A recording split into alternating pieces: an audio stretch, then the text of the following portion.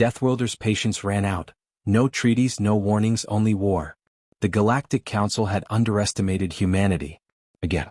For centuries, the so-called civilized species viewed humans as a necessary evil, useful in war, terrifying in peace. A race from a death world, hardened by chaos, capable of thriving where no others could. But after Earth's repeated attempts at diplomacy were met with betrayal, humanity decided it had wasted enough breath. No more treaties. No more warnings. Only war. Captain Elias Voss stood on the bridge of the Erebus, watching the planet burn. The Zalvari homeworld, once a jewel of spires and endless skylines, now drowned in fire and ruin. Cities crumbled under orbital bombardments, defenses shattered under the relentless advance of human forces. For every human colony the Zalvari had raised, 10 of their worlds had been wiped from the galactic map. They had called humanity monsters, war criminals. But they had made one fatal mistake. They had assumed humans would forgive. Voss turned to his comms officer. Any surrender signals? Nothing, sir. They still think they can win. A slow exhale. They always did. Deploy ground forces. Full strike. No half measures. The order was met with a silent nod. No one questioned it.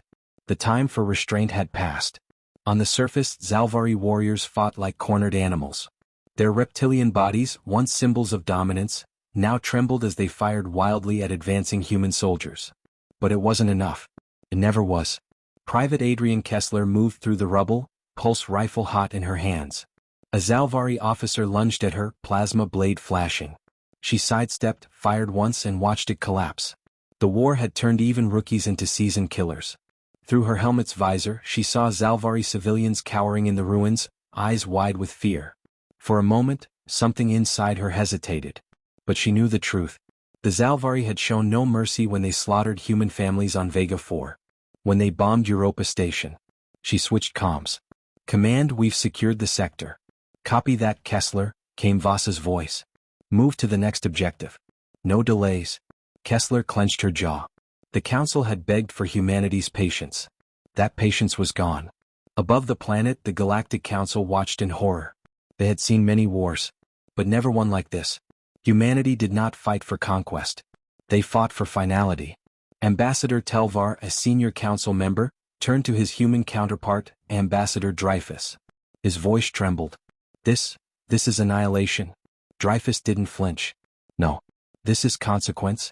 The council had believed themselves untouchable, that treaties and politics could contain a race that had survived ice ages, world wars and extinction-level threats. But humanity had never been conquerors by nature. They had always been something far worse. Survivors.